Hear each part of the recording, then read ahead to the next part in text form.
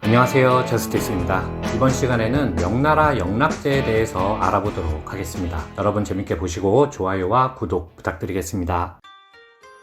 명태조의 첫째 아들은 태자 주표이고 둘째 아들은 진왕 주상이며 셋째 아들은 진왕 주강입니다. 그리고 넷째 아들이 바로 영락제가 되는 주체로 그는 1360년 응천부에서 태어났습니다. 명사의 기록으로 보면 주체의 어머니는 태조의 정실 부인인 효자 고황후 마씨라고 하고 있지만 명 말기 민서 국권, 삼원필기 등의 저서에는 주체의 생모가 고려의 공녀 출신 공비라고 밝히고 있죠. 아울러 중국의 역사학자 부선영과 오함 등도 공비가 생모일 가능성이 높다고 지적하였습니다. 비록 공비가 누구이고 그녀의 출신에 대한 정확한 사료가 없기 때문에 사실을 확정할 수는 없지만 영락제가 조선의 이방원과 조우한 사실 등을 볼 때 그가 조선과 밀접한 관계를 가지고 있었음은 예상해 볼 수 있죠. 어쨌든 명나라의 태자는 1368년 책봉된 주표였기 때문에 주체는 1370년 11살의 나이로 북경의 연왕으로 책봉되었습니다. 이후 황궁에서 10년간의 교육을 거쳐 주체는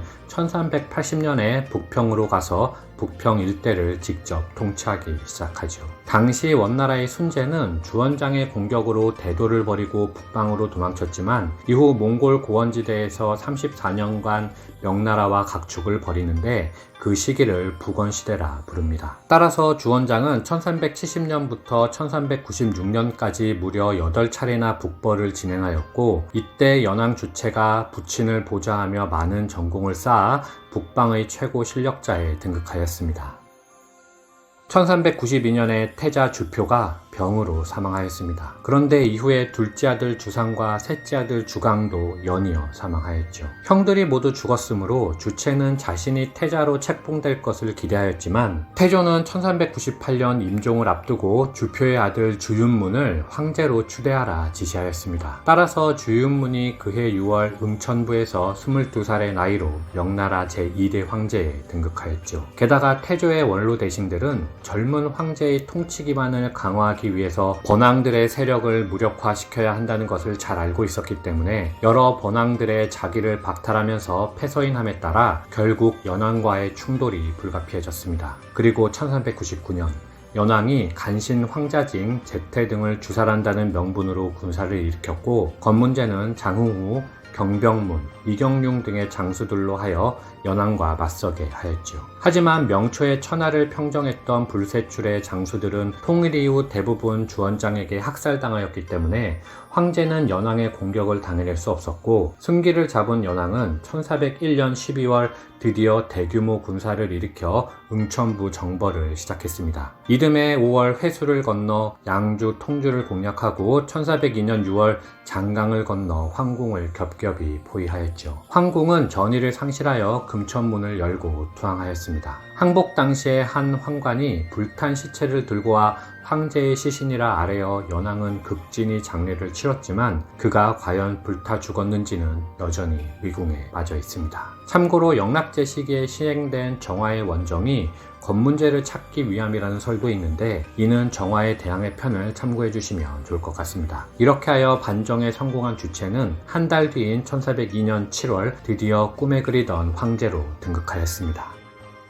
영락제는 자신의 권력 기반이 북방이었을 뿐만 아니라 북방의 소수민족을 효율적으로 통제하기 위하여는 수도가 북방에 있어야 한다고 생각했습니다. 따라서 1403년부터 도성을 남경에서 북경으로 이전하기로 하여 북경성 건립을 시작하였고 1420년 황궁이 완공되자 이듬해 천도를 하였죠. 아울러 북방의 여러 이민족에 대해서는 회유와 정벌의 양면 정책을 사용하였는데 명나라에 순종하는 군주는 왕으로 책봉하고 금은, 면포, 양식 등을 하사하여 회유하였지만 변경을 침략하는 군주는 정벌하였습니다. 1409년 타타르의 군주 본시라리가 명예사신으로 온 곽기를 살해한 사건이 있었을 때 분노한 영락제는 기국공 구복에게 병사 10만을 주어 정벌케 하였으나 전군이 전멸당한 사건이 벌어졌습니다. 따라서 이듬해인 1410년 영락제는 50만 대군으로 직접 출병하여 타타르는 항복한 후 조공을 바쳤으며 영락제는 타타르에 상을 내리고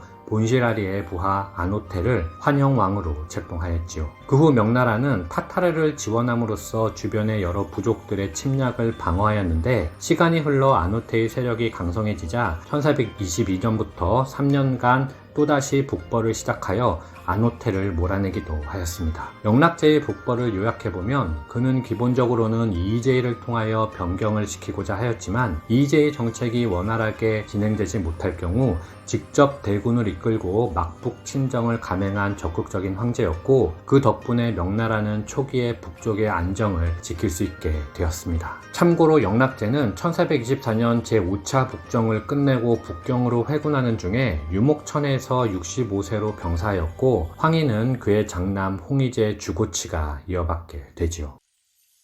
명나라는 건국 초기에 조선과 밀접한 관계를 맺고 있었습니다. 두 가지 일화를 소개해보자면, 먼저 1392년 이성계가 고려를 멸망시키고 신생왕조를 건국할 때 명태조에게 사신을 보내 국명을 조선과 환영 중 어느 것으로 정할지를 물어보았고, 명태조가 조선으로 정하라는 칙서를 보냄으로써 국명이 조선으로 정해졌는데, 이는 이성계가 명나라를 상국으로 인정하고 당장은 중원을 평정한 명태조를 상대로 자웅을 겨룰 의사가 없음을 밝힌 것이라 하겠습니다. 아울러 조선이 건국된 다음 해인 1393년에 이방원이 사절단을 이끌고 명나라의 수도 웅천부를 방문하여 명태조를 만날 때에 이방원은 중간에 북평을 들러 주체를 만나서 이야기를 나누었는데, 이방원이 1398년에서 1401년까지 제1, 2차 왕자의 난을 통해서 즉위하였고, 주체 역시 1년 차이를 두고 1399년에 정난해변을 일으켜 1402년에 황제에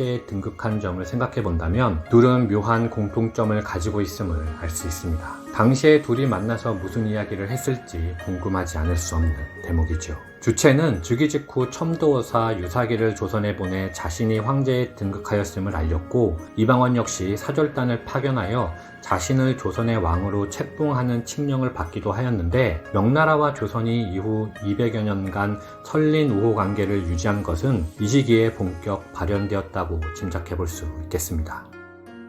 먼저 영락제는 수양제 때부터 시작된 남방의 항주와 북방의 북경을 잇는 경항대운하를 완공하여 남북의 많은 토산품들이 상호 교류할 수 있도록 함으로써 경제적인 효과를 누렸습니다. 또한 남방의 백성들을 북방으로 이주시킴으로써 황무지를 개간하여 양곡 생산량을 대폭 늘렸고, 중국 고대 최고의 백과사전이라 할 수 있는 영락대전을 완성하였지요. 이 영락대전은 22,937권으로 명나라 이전의 역사, 지리, 문학, 예술, 철학, 종교 등을 모두 망라한 불후의 대작이라 하겠습니다. 그 밖에 일본 무로마치 막부와의 가만무역, 베트남 복속 등도 영락제의 업적이라 할 수 있겠습니다. 이상 마치겠습니다. 감사합니다.